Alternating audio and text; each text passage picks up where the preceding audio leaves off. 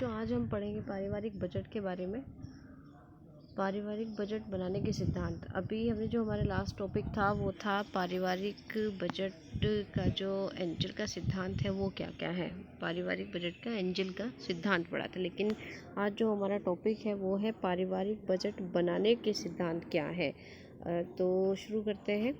जो परिचय है यानी कि इंट्रोडक्शन क्या है। सुचारू गृह अर्थव्यवस्था तथा परिवार की सुख समृद्धि के लिए परिवार बजट का विशेष महत्व है, जो कि हम पहले भी बता चुके हैं कि पारिवारिक बजट क्या है, परिवार की बजट क्यों बनाया जाता है।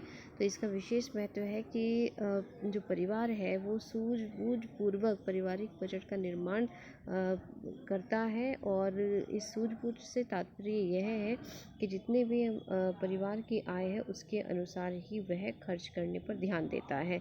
तो इसके कुछ निम्न सिद्धांत है ताकि जो हमारे जो खर्चे हैं वो एक तो ज़्यादा ना हो और हमारी आय से ज़्यादा ना बढ़ाए जाए खर्चे। तो इस वजह से पारिवारिक बजट अगर हम बना लेते हैं पहले ही, तो हम अपने खर्चों पर नियंत्रण कर सकते हैं।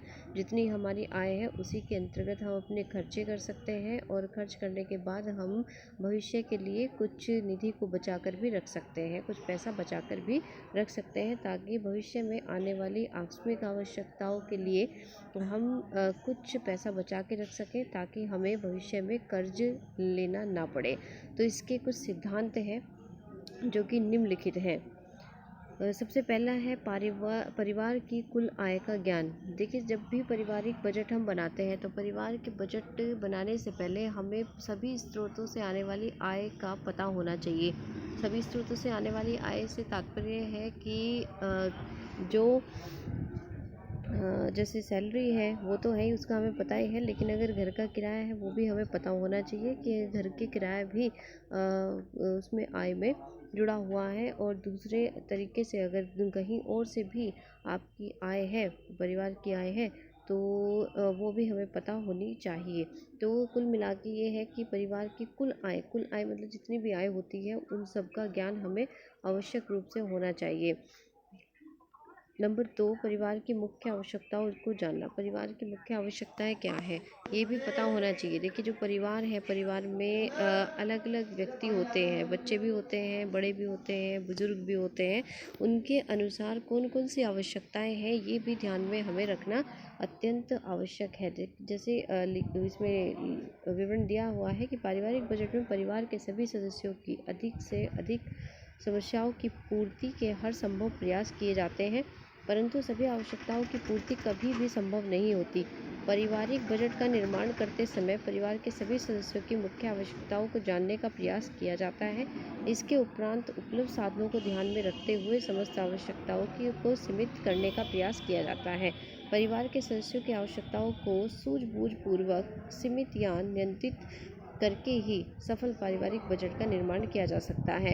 ठीक है बच्चों, जैसे कि सभी जितनी भी आवश्यकताएं हैं, चाहे वो बच्चे हैं, बुजुर्ग हैं, बड़े हैं, जिस भी आयु वर्ग के हैं, उन सभी आयु वर्ग के व्यक्तियों का बच्चों की आवश्यकताओं का ज्ञान हमें अत्यंत रूप से पता होना चाहिए, आवश्यक रूप से पता होना चाहिए, ताकि हम एक अच्छे बजट की को बना सकें।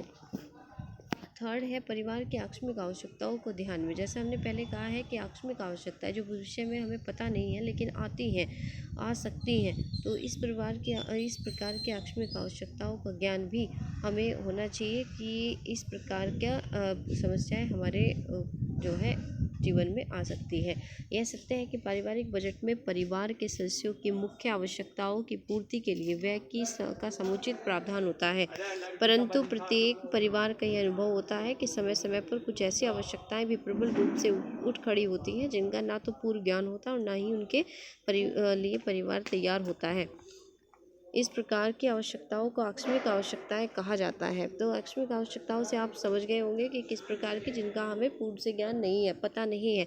जैसे कोई बीमारी आ जाती है किसी व्यक्ति को, तो परिवार के, तो हमें इसका ज्ञान नहीं होगा, लेकिन इसके लिए हम पहले से तैयार हो सकते हैं। जैसे कि हम अपने महीने में से कुछ जो आय है हमारी, उसमें से कुछ पैसा बचा कर रखते हैं भविष्य के लिए। वो इसीलिए रखते हैं कि ताकि आकस्मिक आवश्यकताओं की पूर्ति की जा सके, और जो हमें ज्ञान है, जिस आवश्यकताओं का हमें पता है, उनके लिए भी हम ये बचा कर रखते हैं। नंबर 4 है भावी आवश्यकताओं को भी ध्यान में रखना चाहिए। भावी आवश्यकताएं वो होती हैं जो कि हमें पता होती हैं। देखिए, पहले हमने पढ़ा है कि आकस्मिक आवश्यकताएं जिनका हमें पूर्व में ज्ञान नहीं होता, एकदम आ जाती हैं। और ये भावी आवश्यकताएं होती हैं जिनका हमें पता होता है, जैसे कि बच्चों की शादी करना, बच्चों की उच्च शिक्षा देना। जैसे वो स्कूल से निकल के कॉलेज में जाते हैं पढ़ाई करने के लिए, तो वो शादियाँ, सबको पता है कि बच्चों की शादी करनी है, और अगर मकान अपना नहीं है तो उसको बनाना है। तो इस प्रकार की जो आपकी आवश्यकताएं हैं, उनको भी हमें ध्यान में रखना बेहद ज़रूरी होता है, ताकि हम एक अच्छा बजट बना सकें और भावी आवश्यकताओं की पूर्ति करने के लिए बचत का प्रावधान भी अपने बजट में रख सकें हर महीने में। 5th है नियमित बचत का सिद्धांत। देखिए, जब भी हम बजट बनाते हैं, इसे बहुत ज़ोर दिया जाता है इस बात पे कि एक अच्छा बजट वही होता है जिसमें बचत की जाए। अगर बचत नहीं होती है तो वो बजट अच्छा नहीं माना जाता है। 3 तरीके के बजट बताए थे।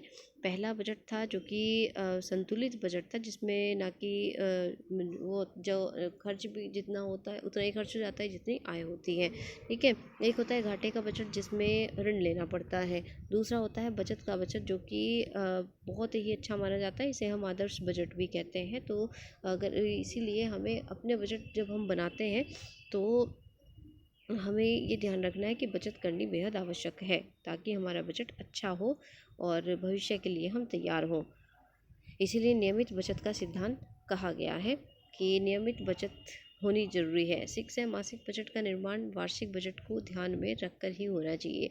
जब हम महीने का बजट बनाते हैं तो महीने के बजट में जो है वार्षिक बजट का भी हम पूरा ध्यान रखते हैं कि एक आवश्यकताएं कुछ ऐसी होती हैं जो कि महीने में नहीं आती हैं, लेकिन वो हमें पता है कि जो वर्ष है, वर्ष में आनी ही आनी है। तो इस चीज़ का भी हमें ध्यान रखना चाहिए कि जो मैं अभी बना रही हूँ बजट, वो कभी भविष्य में ऐसी आवश्यकता है जो बाद में आ सकती है। तो इसलिए यानी कि वर्ष में आएगी ही आएगी। तो इस प्रकार से मुझे अपने महीने का बजट भी बनाना है, ताकि मैं वर्ष में आने वाली आवश्यकताओं को भी भली-भाँति पूर्ण कर सकूँ। जिसमें कि जो इसमें विदित है, जैसे वास्तव में प्रत्येक परिवार के वर्ष के सभी महीनों में ना तो आय समान होती है, ना ही व्यय। कुछ माह ऐसे भी होते हैं जिनमें आय कुछ घट जाती है, तथा कुछ माह ऐसे होते हैं जिनमें आय कुछ बढ़ जाती है। इसी प्रकार वर्ष के कुछ महीनों में मासिक व्यय भी बढ़ जाता है, जैसे कि बच्चों के स्कूल में नई कक्षा में प्रवेश होने पर फीस, पुस्तकों का, यूनिफॉर्म का खर्च। इसी प्रकार त्योहार आते हैं तो त्योहारों पे खर्च। तो इस प्रकार से हमें ये ध्यान में रखना चाहिए कि जो परिवार इस महीने की बजट हम जो तैयार कर रहे हैं, तो वर्ष में आने वाले खर्च के लिए भी तैयार रहें, उसी हिसाब से महीने में बचत भी करते रहें। 7th है पारिवारिक बजट के लचीलेपन का सिद्धांत। देखिए, जो पारिवारिक बजट है वो लचीला होना बेहद ज़रूरी है। सामान्य रूप से माना जाता है बजट में स्वीकार किए गए व्यय से कथित व्यय कदापि नहीं करना चाहिए, परंतु व्यवहार में ऐसा संभव नहीं होता है। वास्तव में परिवार ऐसा केंद्र है जहां अनेक प्रकार की आवश्यकता उत्पन्न होने की सदैव ही संभावना बनी रहती है। इसलिए कहा जाता है कि पारिवारिक बजट को कठोर नहीं बल्कि लचीला होना चाहिए। इस सिद्धांत को स्वीकार कर लेने पर विशेष परिस्थिति में पारिवारिक बजट में आवश्यक परिवर्तन किया जा सकता है। वास्तव में पारिवारिक बजट का मुख्य उद्देश्य गृह अर्थव्यवस्था और सुचारू बनाए रखना होता है, ना कि पारिवारिक बजट को का कठोरता से पालन करना।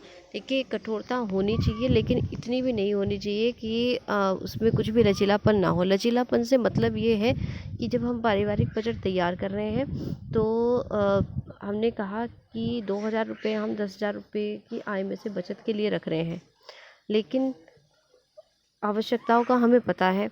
परंतु अगर कोई आवश्यकता ऐसी है कि उसी महीने आ जाती है और वो करना ज़रूरी है, तो इसलिए वो करना भी चाहिए।